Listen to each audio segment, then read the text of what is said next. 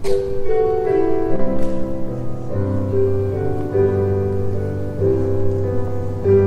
that I have many friends present who will proceed now with the process of my beatification and finally canonization. It's a great pleasure to be here with you today. I'm honoured to be invited to such an important conference, and when I was invited, I accepted it willingly for a number of reasons. One of them was a particular time in my life when I was travelling to Singapore beside somebody whom I didn't know, who asked me what I was doing. I explained that I was a Lord brother. And he said to me, "Oh, you must know Brother Dan McNamara." And I said, "No, well, I know who he is, but I've never met him." He said, "I wouldn't be sitting here beside you," he said, "except for that man." He said, "We were in Changi together, not the airport, for 3 years. He said, we'd come from the Middle East. We came to Singapore in time to be interned in Changi. A third of us died.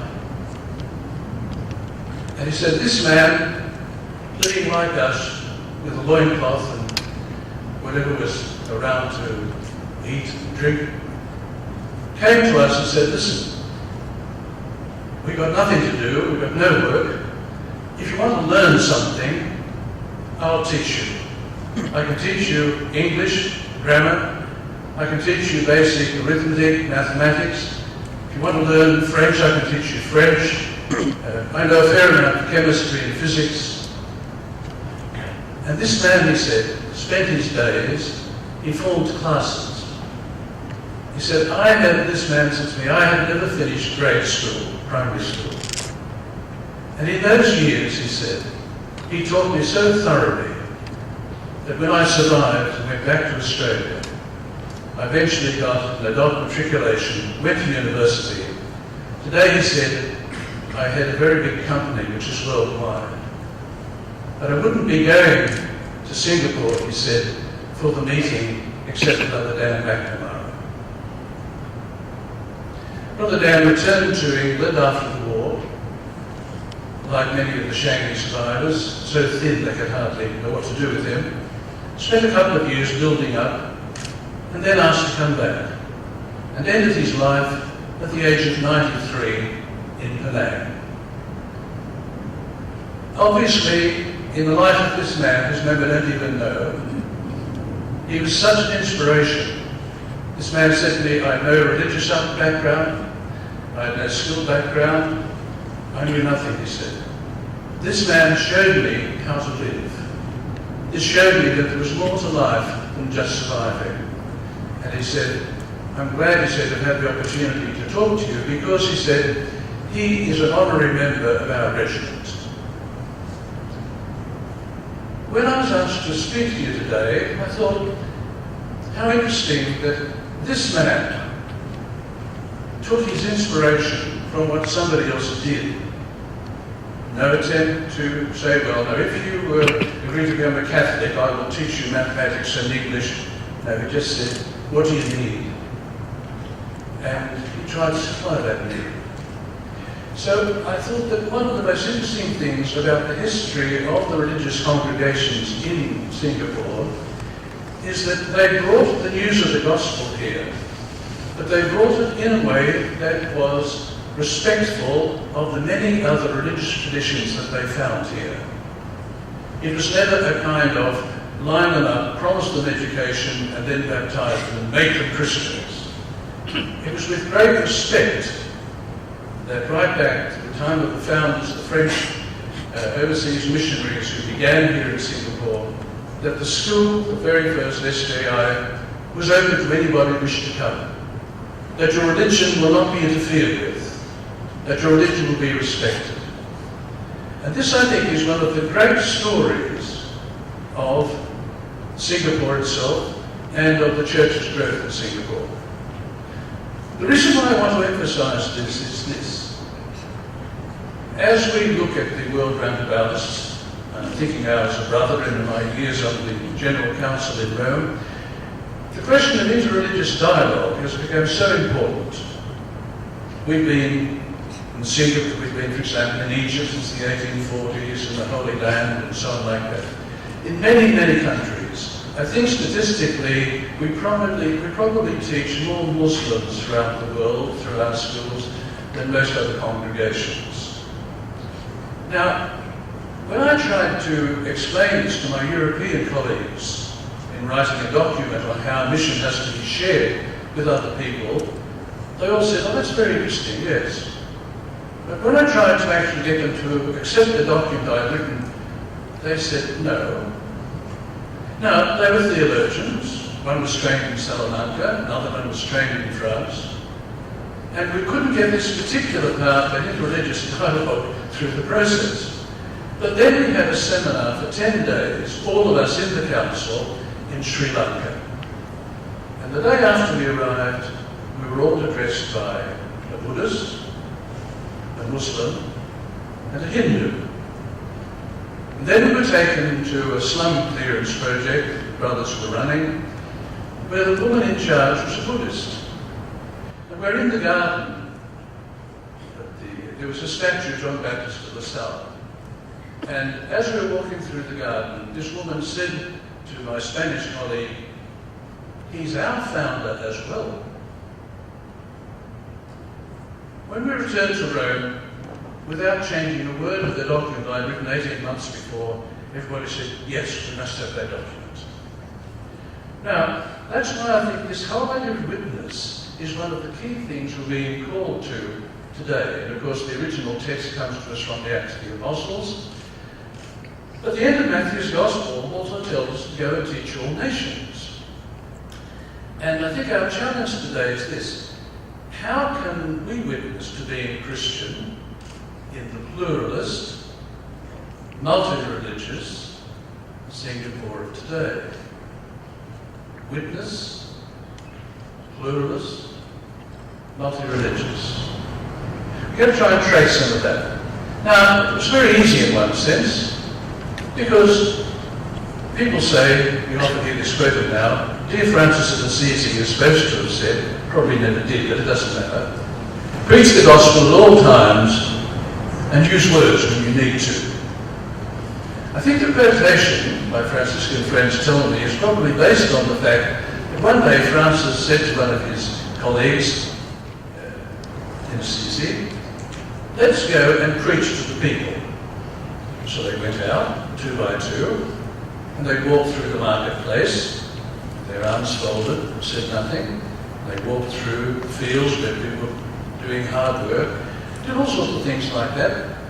Then they came back inside the convent, the monastery. And the other friar said to Francis, when are we going to preach? He said, we've already done it. Just by witnessing to the kind of life that they were living, to their recollection, to their recording of the presence of God, and so on like that. So, I'll take the words as being true, and yes, well, how do we preach it without using words? Or what words do we need? When do they need it? Let's check the word itself, first of all, historically. It's the Greek word martus or martyr, and it means a person who can or does state what he, she has seen or heard or knows. And of course, it's the root word for the word martyr, which we understand only too well. People who get their heads cut off and burnt alive and all the dreadful things we've seen in the history of Christianity.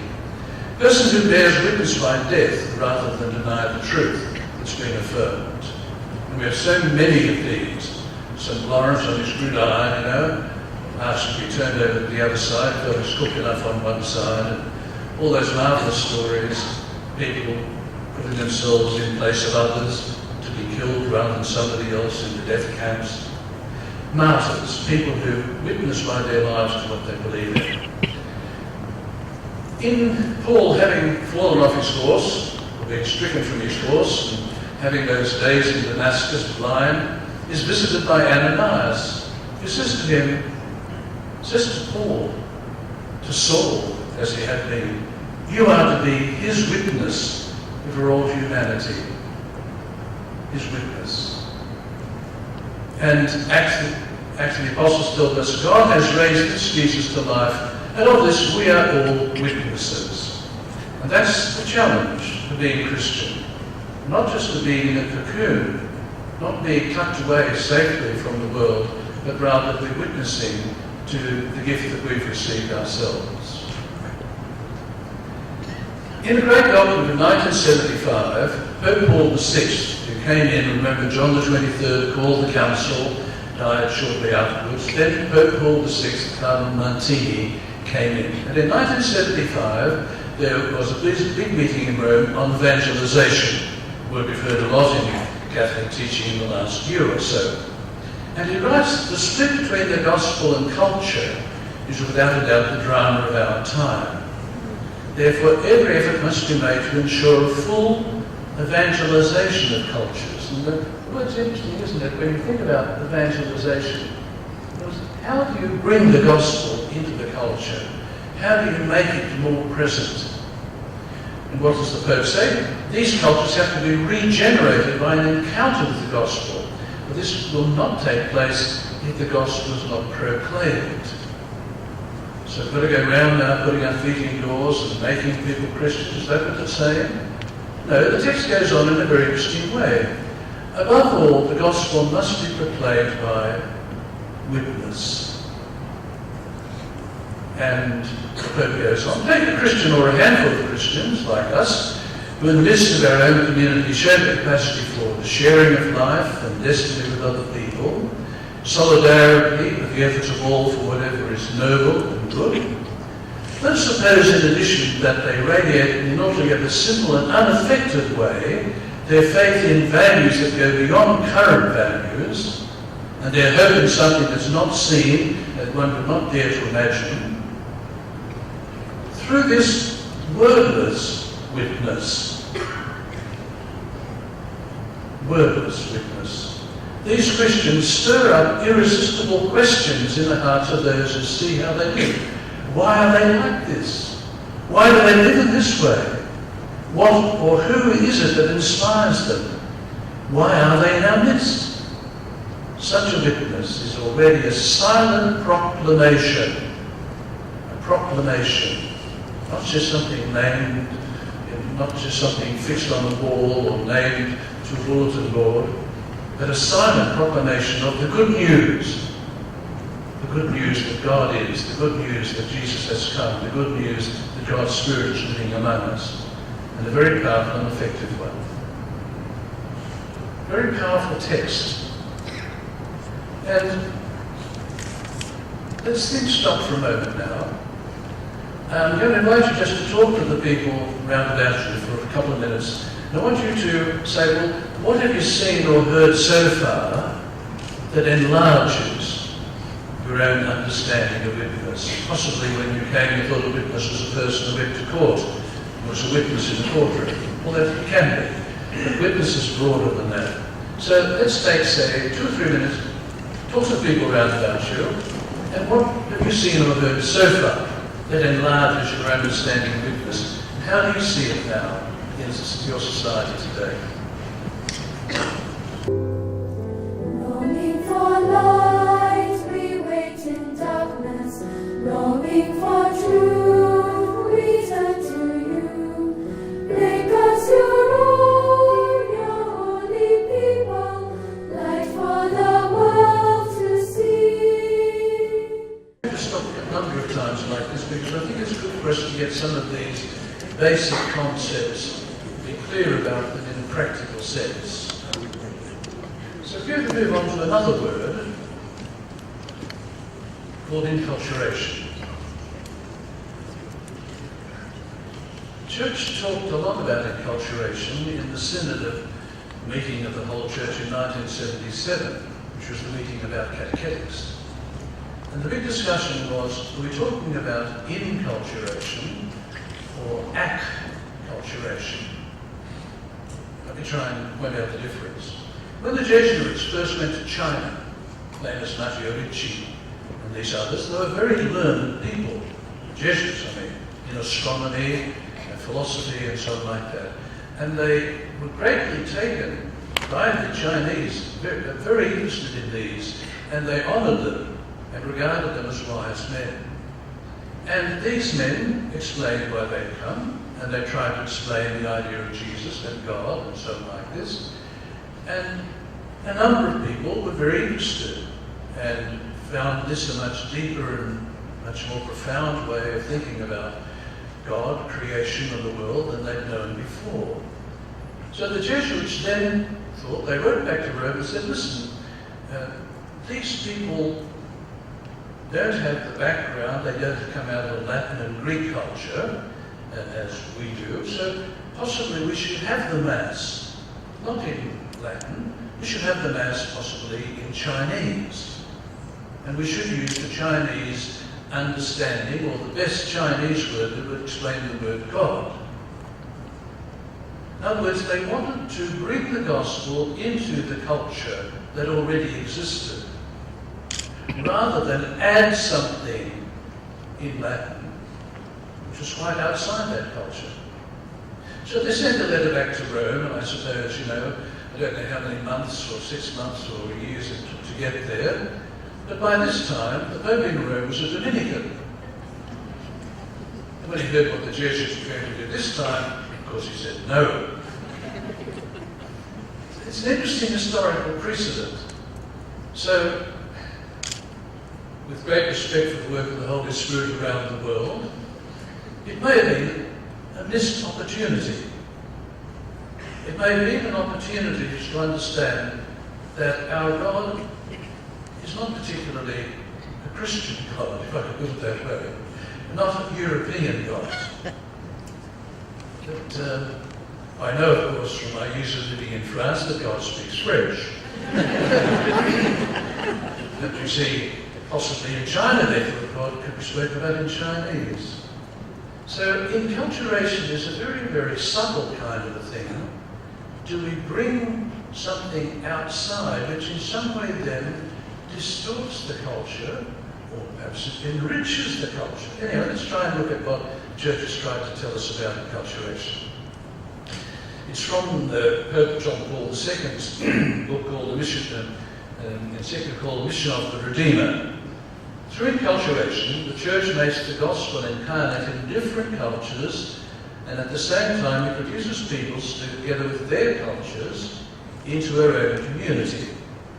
She transmits to them her own values, at the same time taking the good elements that already exist in them and renewing them from within. So you take the culture and renew the culture from within. You don't impose another culture on them. You do it from inside the good things that exist already.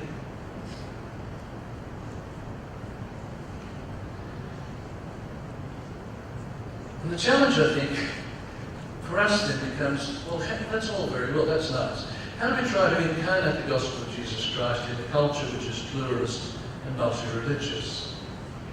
If we look at the history of the Church and some of the great breakdowns, the great schisms that have taken place in the Church, for example, the Eastern Church. The Eastern Church, whether you're talking about the Romanian Eastern Church, or the Bulgarian, or the Russian, etc., etc., they all used their own language. It was the first thing they did. They no longer do things in the original Latin. They use their own language. When you come to the Protestant Revolution, the whole period of the Reformation, for example, then the English Church begins to use English. The German Church, through Luther, etc., begins to use German. And a lot of this, of course, comes from the translations into German, Luther's translation of the Bible, but also the King James Version and all those versions that preceded it.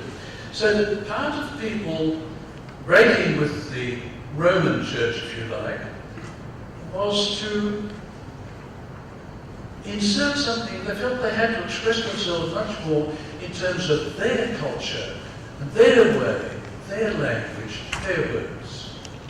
And we know that eventually this happened in the English-speaking world. I remember travelling on one occasion on a train with a Vincentian priest, whom I knew very well, and I've been reading a book called The Mass of the Future. This was before the Vatican Council. And I said to this priest, Father, you know, the way things are going, we're going to have a liturgy in English before very long. And he hit the table with his fist and said, never, never, never, brother. Never in our lifetime. Well, we have an English language. We had a translation. Now we've got another one. Well, another attempted translation anyhow. But something very important about culture taking place here is how we live, breathe, and express ourselves as human beings of a particular race and so on like that through our language that we worship God. We don't have to have a special kind of esoteric language that we don't know, as it were, to have the right concepts for God. So the challenge then becomes interesting in various ways. For example, you might recall the wonderful story back to the Apostles. Paul goes to Athens, and he's not quite sure that because the Areopagus is where people meet and discuss ideas. So Paul, as he comes to see these people, he's a very good teacher, because as he's going past to the place where he's asked to speak, he sees various kinds of altars. And he sees a particular altar to the unknown God, to the God we don't know about yet. And being a good teacher, he uses the teachable moment and he says, I've come to talk to you about the God you don't yet know about. And I think, oh, marvelous, oh, we've waited for a long time for this. And then he mentions the resurrection of the dead, about Jesus rising from the dead. And they all burst out laughing. They say, oh, we'll give this fool some other time. Paul falls flat on his face. He really makes a hash out of this one. He does get one or two believers we talked about. And John Paul II, looking at this, says, you know, we're living through an Areopagus like that. It's a world of communications. It's unifying humanity and turning into what was known as a global village.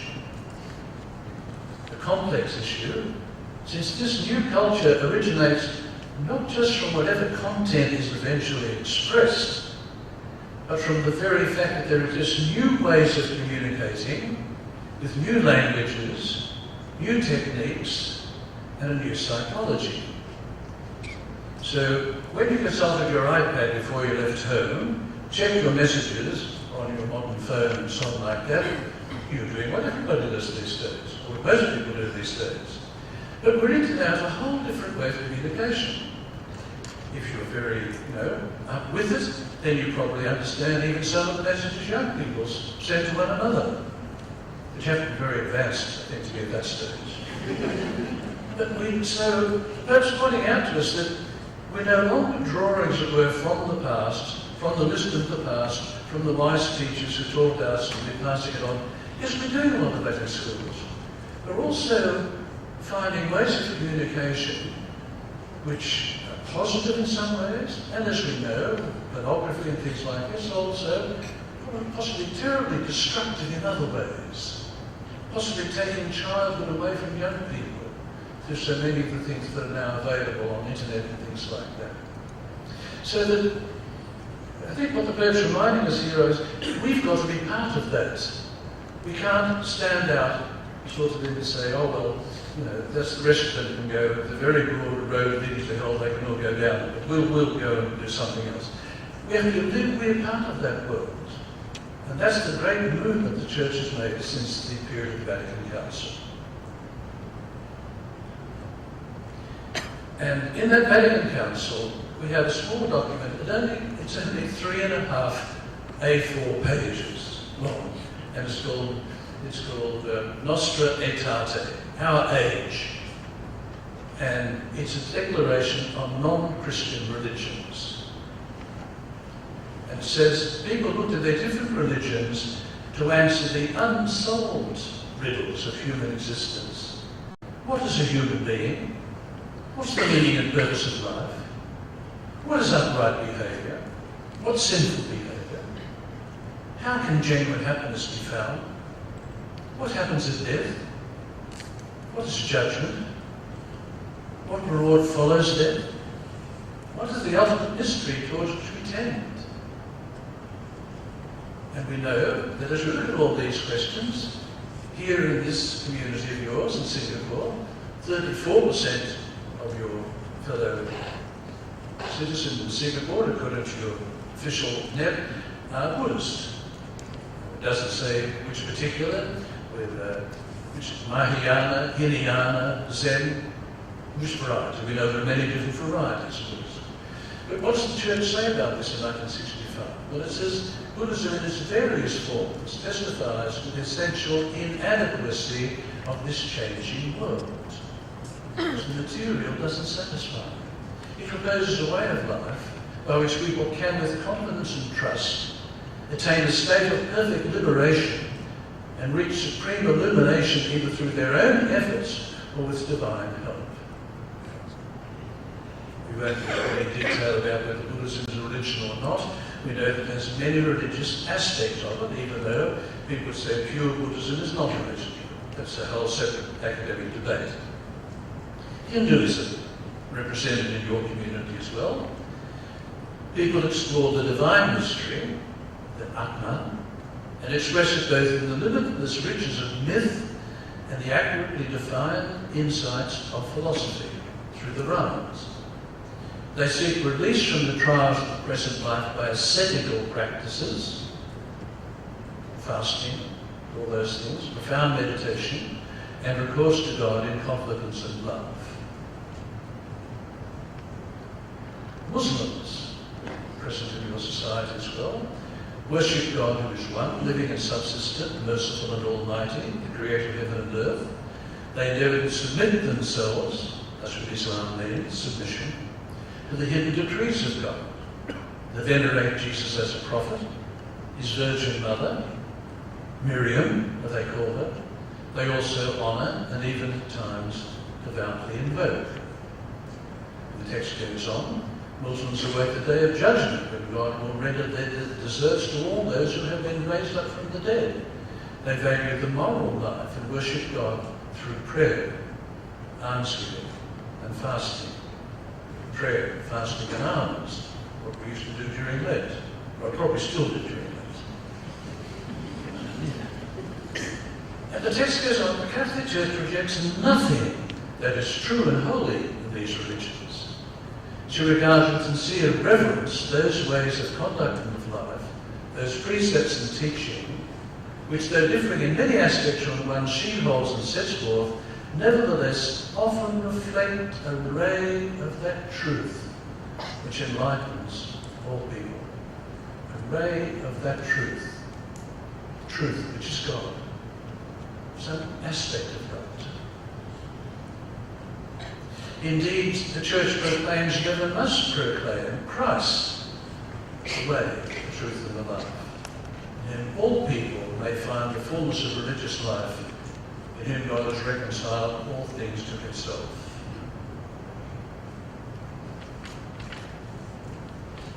And so the text says, the Church therefore exhorts her children that through dialogue and collaboration, working together with the followers of other religions, carried out with prudence and love and in witness to the Christian faith and life, they recognize, preserve, and promote the good things, spiritual and moral, as well as the socio-cultural values found among these people. Now this is the Church in 1965 taking a stance which is radically different from anything that had ever been proclaimed from Rome before, but which in practice had often been the practice of places like Singapore, places in the East, where something much deeper than tolerance had come. Yes, you had your rights after the Second World War, you had all those things. You have a very, very interesting way in which you make sure that your educational programs honour all the major religions and celebrate the feasts. And I think these things show you're a long, long way ahead of many of the approaches which are being taken, for example, in Europe and other countries. And the Church, taking this up again under John Paul II, says to us, Although the Church gladly acknowledges whatever is true and holy in the religious traditions of Buddhism, Hinduism and Islam as a reflection of that truth which enlightens all people, this does not lessen her duty and resolve to proclaim without fail Jesus Christ, who is the way and the truth and the life. I want to concentrate, you see, I think this is what I'm trying to do. It's so important, this word proclaim. We've had proclamation and proclaim a couple of times already, but you see, the form of proclamation that Pope Paul VI talked about is through witness. You proclaim through witness. You proclaim when Francis and his companion walk round through the marketplace, through the gardens and so on like that. They witness to why they're wearing this particular clothing. They're witnessing to the values that inspire their lives. I think this is a very, very important fine point to remember. Proclamation, yes, it is defending the faith when it's under persecution, it's all those things. But it's also very often a kind of silent witness by the very way in which you live your own lives. It's the kind of witness of Dan McNamara, who is in the same position as anybody else, that thinks, I have gifts which I'm willing to share with others. You're open to come and I'll share them with you. Witness. And this, I think, is probably the most important religious picture of the 20th century. It's Pope John Paul II who announces that he's going to invite the leaders of all the world religions to come to Assisi to pray with him.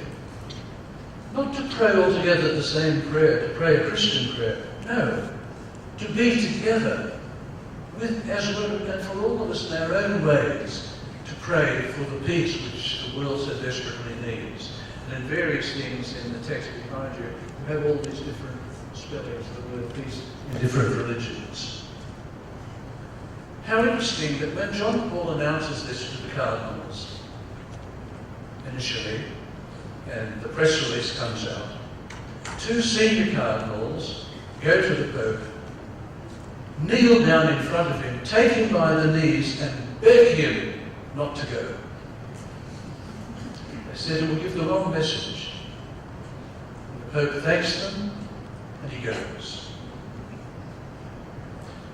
What does the picture tell us? Well, he happens to be standing, he happens to be praying in his own language, just as these. And people go to different churches in Assisi and they pray there in their own languages. And I remember, because I was in Rome at this time, I remember that there were some Catholics in Assisi who thought, oh, dreadful, you know, how the church and the Blessed Sacrament was in our church and these Buddhists came in and prayed there. I'm not sure what they were worried about, but you see what I mean? This can be prickly, this can be, you know. But to me it was one of the great pictures of the 20th century. An indication that what the Church said in 1965 was serious about. If we're going to teach all nations, we're going to do so by the way we live and honour and respect all those who really, in our common humanity, are trying to find answers to all those questions. What's the meaning of life? Who is God, etc. Okay. So, I'm going to ask you two questions this time. How might enculturation, as you live it here in Singapore, help to promote forms of witness? What is there about the culture? What is there about the celebrating of the 8 feasts and so on as you do in the schools? How might witness become an important aid in enculturation? Because they're topsy-turvy questions, knows what topsy-turvy are. I just want you to talk about them once again, either question, but just say, okay, what have we been listening to and what's striking me? What about these great big blockbuster words like enculturation and witness? What practical, what do you think? What do we do because of it? Let's take 3 minutes. Christ be our light, shine in our hearts, shine through the darkness. Christ be our light, shine in your church, gathered today. There's an observation here which I think is really relevant, and I'll just note what it says. simply pointing out that Catholic schools allow all to pray in their different religions according to their own way of praying. That's the very thing we were talking about this evening. So he's pointing out here that they do this in their own schools. And if you take the universal meaning of prayer for all religions and pray together, people praying in their different ways. And you have a very good example of that in the example of John Paul of Assisi. And we'll come to that in another moment. Okay, we're going to take another very important word now. This is the word which appeared during the Vatican Council. And those of us who have a certain age will recall how this was the buzzword. And it's a very important buzzword because it changes the perspective of the Church in a very radical kind of way. And the best example of it, I think, is in the first document of Pope Paul VI, who's hiding in the shadows there on the screen. Paul VI came in, remember, as Pope. He was elected during the Council because John the 23rd had died. And people weren't quite sure, what's he going to do? Well, he wrote an encyclical letter, a letter of the Pope, and it's called Ecclesiam Sua, his church. And this is what he said: how vital it is for the world and how greatly desired by the Catholic Church that the two, the world and the Church, should meet together and get to know and love one another. Under this third heading, dialogue, we must examine the mental attitude which the Catholic Church must adopt regarding the contemporary world. The Church must enter into dialogue with the world in which it lives. It has something to say. It has a message to give. It has a communication to make. And I would add, has a great deal to learn. And in this encyclical of Paul VI, there are 120 paragraphs, and over 50 of them are about dialogue. Now, this is a radical change. Think of myself growing up. If I go back to my great-grandparents, then I would be an Anglican, Methodist, Presbyterian Catholic. The Catholics won in the long run, you see. Because they were people from the Isle of Skye. And they got fined every Monday for not being in the Church of Scotland on Sunday.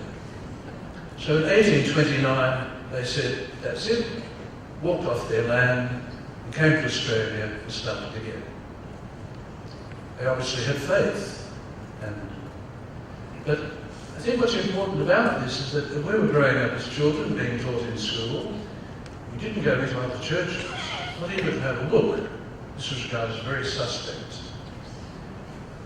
In the street where I lived, when I lived in Sydney, we were surrounded by Plymouth Brethren, who were a very fundamentalist Christian group, but very, very, I think their main policy was being anti-Catholic, but anyhow. And they had this sort of very, very, always asking us, what we were taught in the Catholic school and what were the nuns really doing and all this sort of things. And somehow there was this separation of the churches and not even talking to one another. But this document of Paul VI puts the word right back in the middle of the council and says, this is what we're about. And our dialogue is not among ourselves. Our dialogue is with this contemporary world of ours.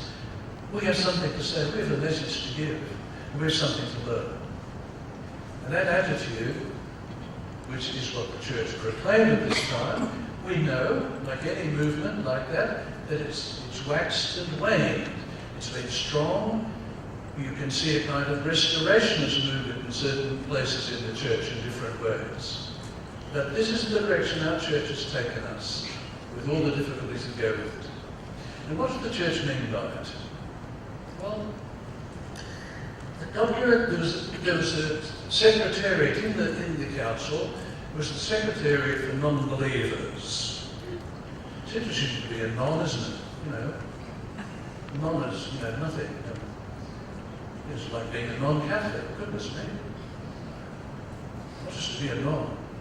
Well, this secretariat was for non-believers. After the council, it was decided that they should have something really for, they changed the name of the thing to the council, the secretariat rather, for interreligious dialogue finally. That's how the whole went through 2 stages. And they published two books, 2 very important documents. One was called Dialogue and Mission, followed a few years later by Dialogue and Proclamation. Use this word again. And it defines itself as dialogue, meaning all positive and constructive interreligious relations with individuals and communities of other faiths, which are directed at mutual understanding and enrichment. I want to highlight this because I think this is so important. See, mutual understanding and enrichment goes both ways. It's mutual understanding. It's not just they will understand how we have the 100% truth and they don't. No, it's what do we learn from them? What is this spark of truth that's been planted in all these things, almost in our human nature, which is so evident in the great religions of Asia? In obedience to truth and respect for freedom. Respect for freedom. Such an important concept here, because we know that there have been times in history when religious groups basically have made other religious believers by threat of execution by the sword. We've seen in the Catholic Church the role played by the Inquisition at different stages. We have the fullness of truth.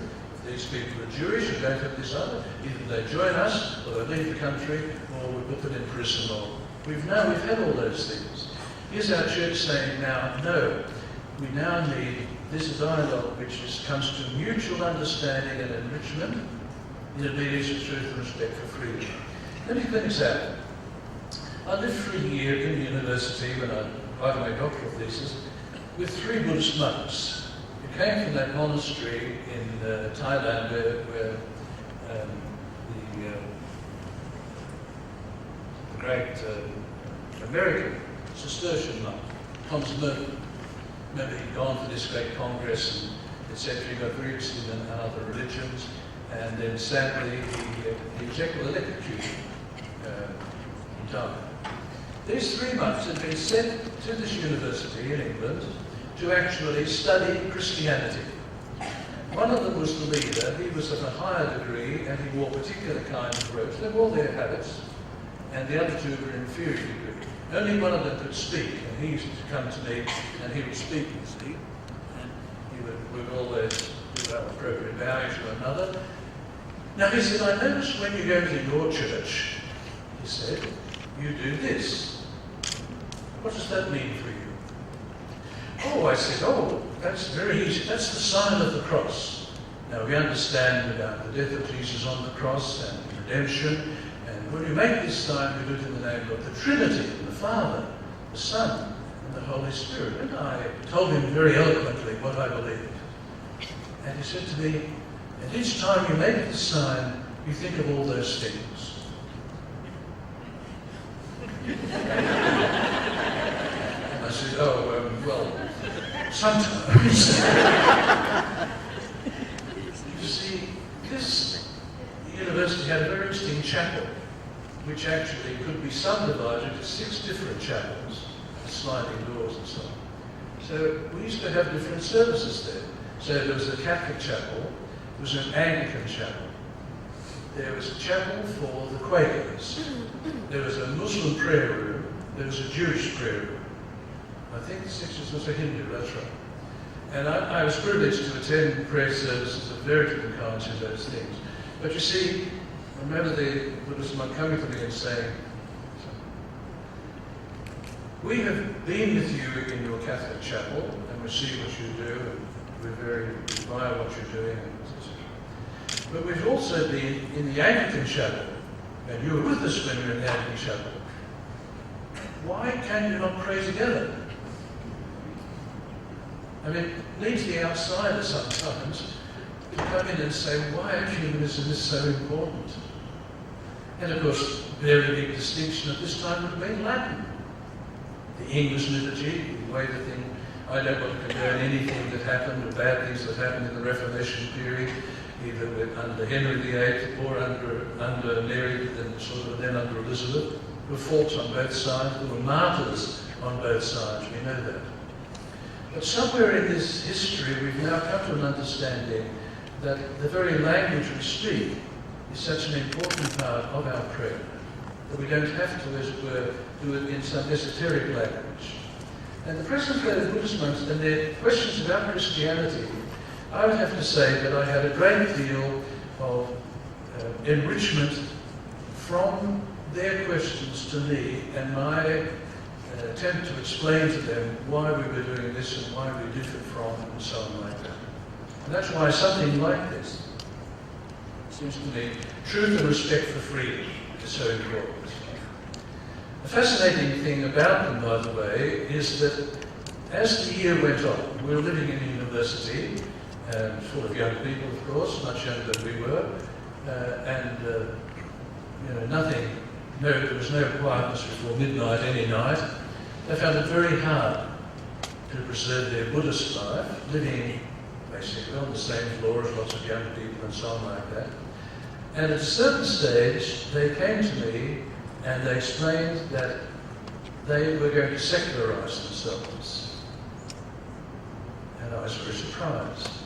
And I said, why? They said, because so many of you here are learning about Buddhism and Buddhist teachings, and we are wearing this habit and proclaiming that we're Buddhist, but we can't really live as Buddhists in this society. It would not be truthful for us to continue wearing our habits in this way, and we'd be living a kind of lie. At the end of the year, they put on their habits and went back to their monastery. Sadly, I've never had any contact with them since. But they were a very important vehicle for me in many different kinds of ways. The sheer goodness, the searching, the questions, and the things that they required me to clarify. Dialogue is such a key notion, really.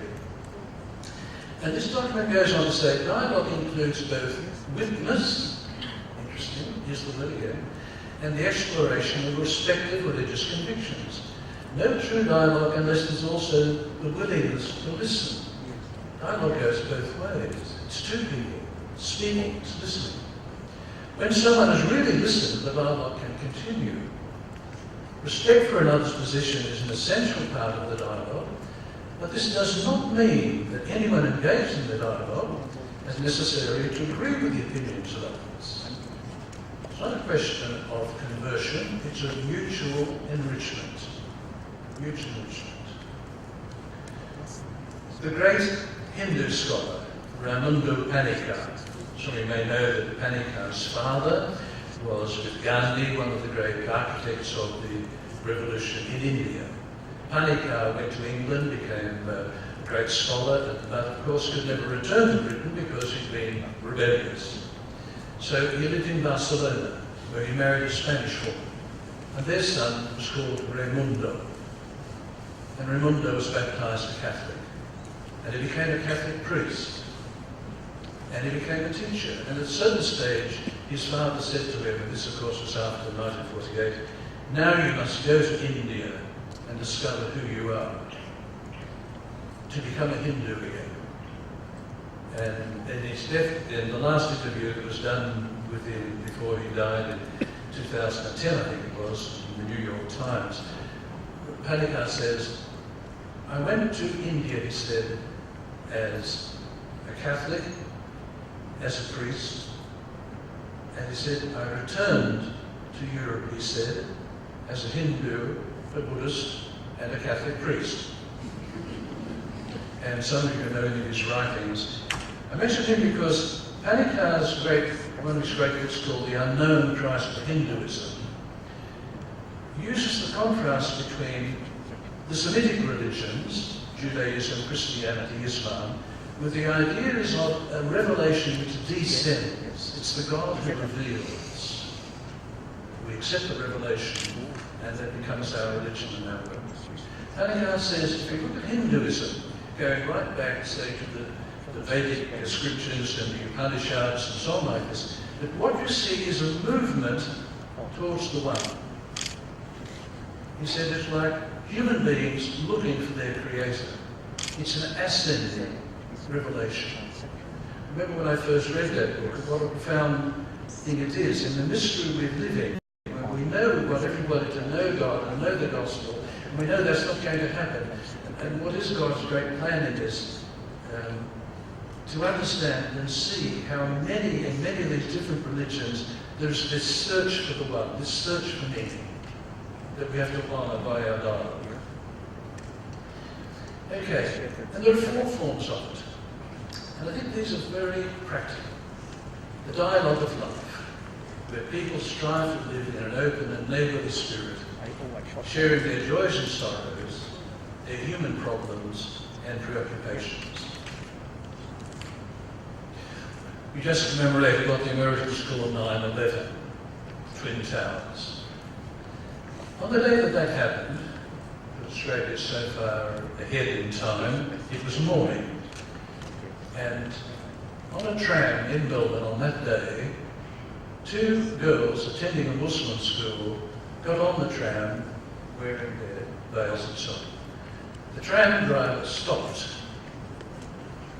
came out of the cabin, used very unseemly language at them, and ordered them to get off the tram, complaining about them and who they were and all this sort of business.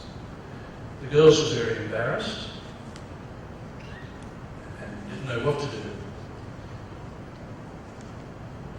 In the same tram, there were 2 girls in the uniform of a Catholic school. When they listened to this, they stood up and protested.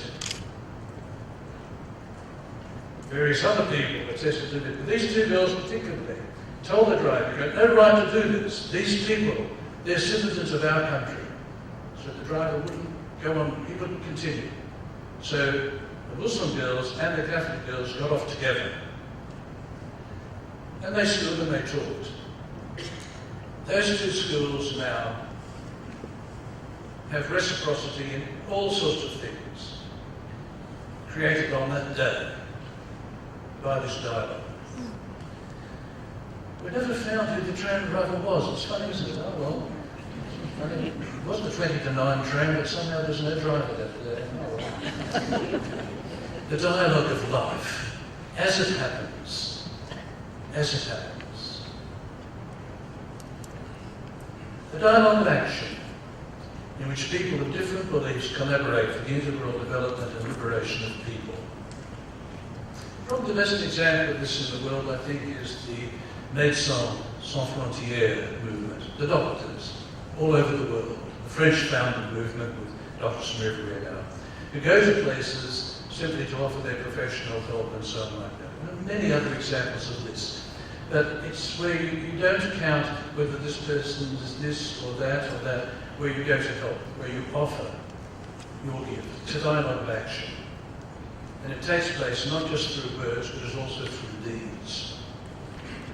There's a third one, and this is the one that's for the specialists, if you like. The dialogue of theological exchange, where specialists seek to deepen their understanding of their respective religious heritages and to appreciate each other's spiritual values. Some of you may know that at Pune in India now for probably 30 years, there's been a very interesting open dialogue between Jesuits and Brahmins. And a number of the articles of these dialogues have been published in the theological journals. I have to confess that I've read a number of them, and at the end have not even understood what they're all about. But I'm sure there's something very important being said. That's for the specialists. But you see, there's also the dialogue of theological exchange, etc. That's an important thing. But there's a 4th one. The dialogue of religious experience, where people share the spiritual riches of their own religious traditions. For instance, with regard to prayer or the absolute, seeking God. And that, you see, is so interesting. Notice it says, with regard to prayer. The generic word rather than prayers. Praying involves words, can involve words, but we know that praying also is something that can happen to us in various sorts of ways. For example, just watching something, maybe just a news flash or something. I don't know what you felt if you saw it, of those bodies laid out recently in Syria as children. But if you looked at that and you felt something like that, that's its own prayer. That's as your own humanity in some way not wanting that to happen. It's a spontaneous wonder, but it's very important for us to realise that we pray very often through those very aspects of life, through the very way in which we interact with other people. It may be, I'll quote this example against myself, on a train recently in Melbourne, finding a seat eventually, and then at the next station somebody got on wearing universal short-spouted shorts, outfit, very short shorts, thongs, just a t-shirt, unshaven, very blaring music. Because he sat down next to me. And I was thinking in Christian charity, that he was a child of God. And I was thinking of other things as well. But at the very next station, he suddenly sprang up. And I thought, oh, he's getting off. No. He saw a woman pushing a pram, getting on with two small children. And he got up, took the pram, set the pram in the right position, made the hatch so it wouldn't move and so on like that, put the children down, and came and sat down next to me. And I said, it's wonderful to see people think of other people. Oh, yes, mate, he said, these bloody women have it very hard, he said, It wasn't till yesterday. But I thought, how interesting. This spontaneous thing. She needs help, I do it. It's its own prayer. And this is what I think is the important thing about the dialogue of life, this ordinary living together, and the dialogue where you share prayer and things like that. They're part and daily. They're part of us. It's in the marketplace when you smile at the person, if you like, the Muslim woman, carrying two children or something like that. Just the humanity that we try and share with one another. Okay. This is why this particular part of the Assisi meeting for me is so important. Because each one here is praying in their own tradition. And they represent, not all the people we know about, but we recognize the Dalai Lama, the Pope, the Patriarchs, the Archbishop of Canterbury, none of the Patriarchs and so on. Symbolising that we share a common humanity and that peace for us is a gift that we all pray for in some ways.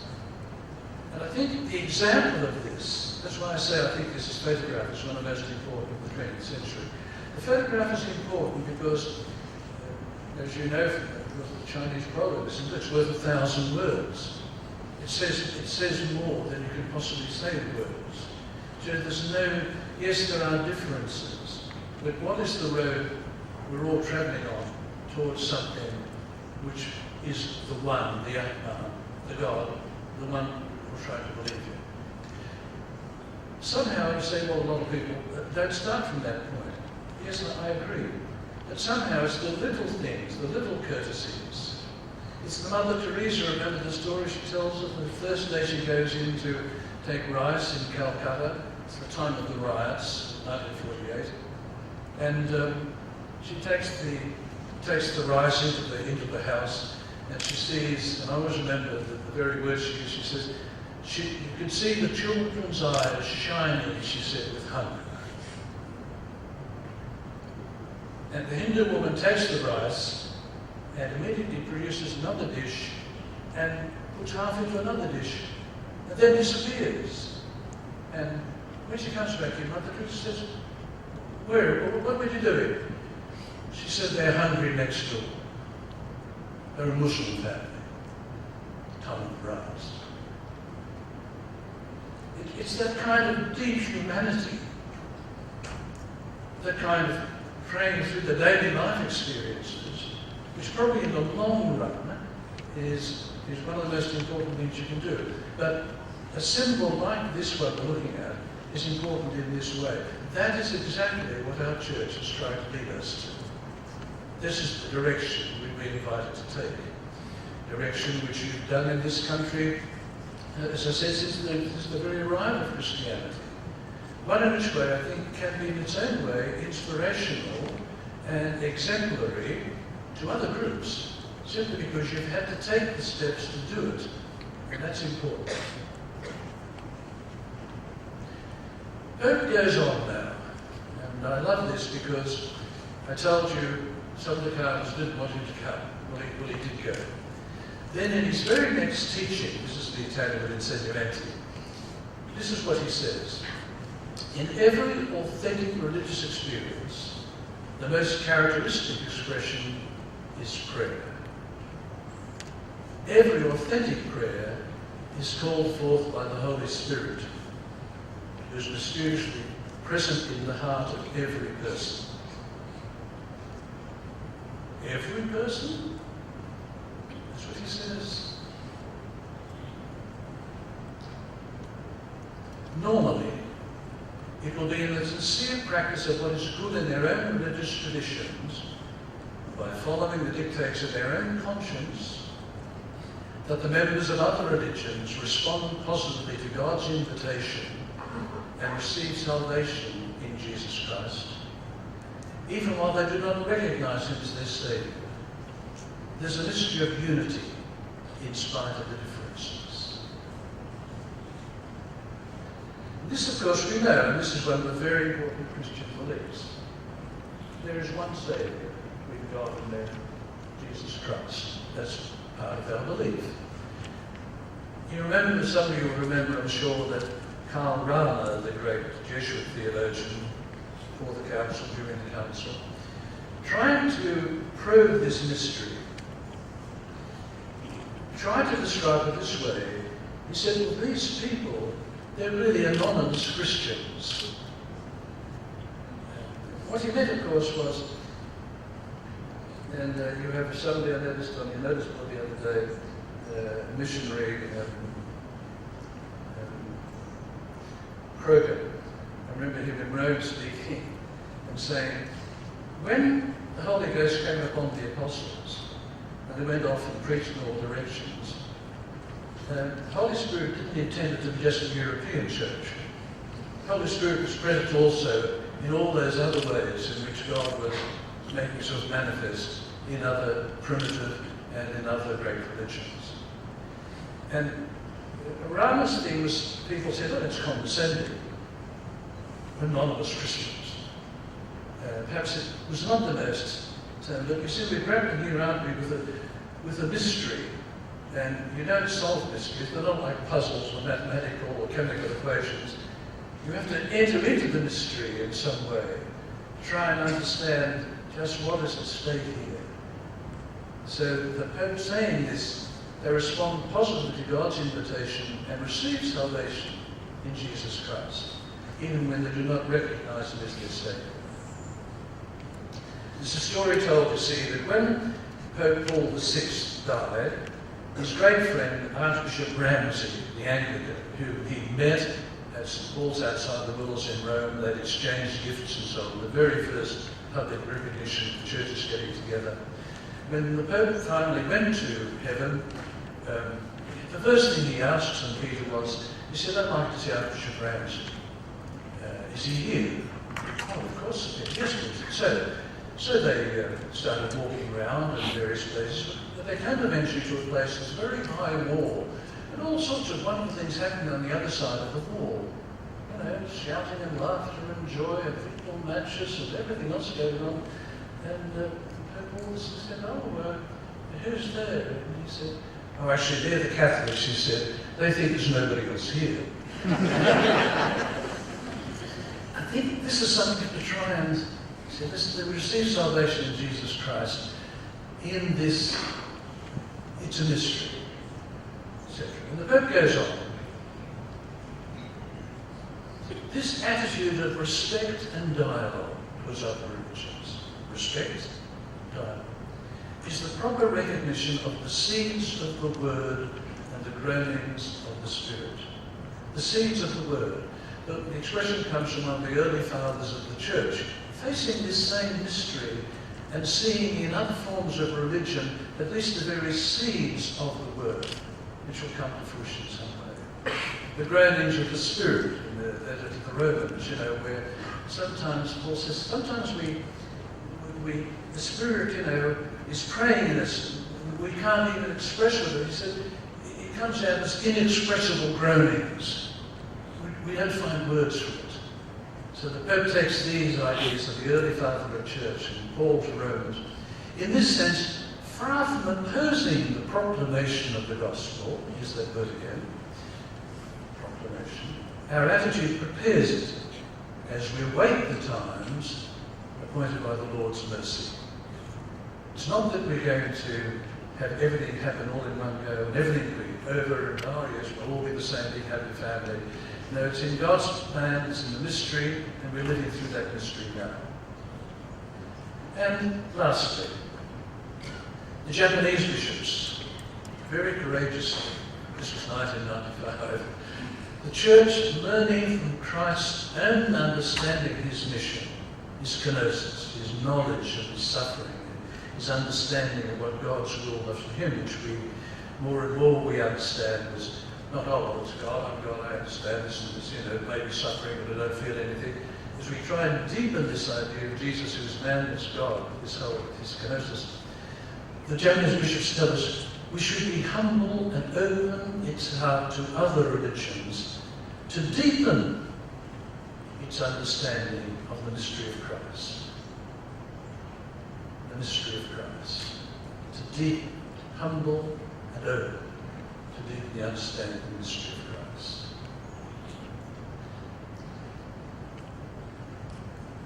Okay, now, let me revise for you for a moment. We started to talk about the idea of witnessing.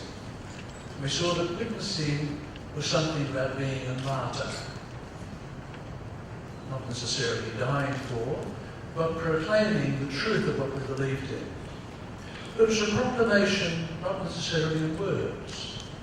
It was a proclamation of just who we were. As Dan McNamara, as a Christian Villasella brother, shared feeling in the sufferings of the same of any of these other people. Remember, a third of the people died there in Shanghai. I've got a gift to offer, and I'm going to give it. So there's that whole sense, I think, of the witnessing, and the proclamation is best done, the Pope reminded us, through witnessing. There's also the fact that we've been through centuries where we had a Latin church and where various groups, as they broke off from the mainstream churches, took their own language and their own culture and incarnated it in various ways. I was very struck by the fact that when Pope Benedict XVI visited England, the highlight of the trip, in many ways, for him and for many of the cardinals, the European cardinals with him, was the attendance at the Anglican evensong. Evensong is a kind of late afternoon thing which beautifully sung, usually uses a psalm, and the prayer of Mary, the Magnificat, my soul glorifies the Lord. And it was just not the aesthetic, obviously beautifully sung and so on like that, but it was also the fact that here is a sister church, believing, I suppose in many cases it's very much the same, sometimes with key differences, but all this is happening and we're not talking to one another. We're still divided. We don't have that unity that Christ prayed for in the very last speech after the Last Supper, that they be one, as you, Father, and I are one. So those two words are important. And how are we going to do this? We're going to do it through dialogue.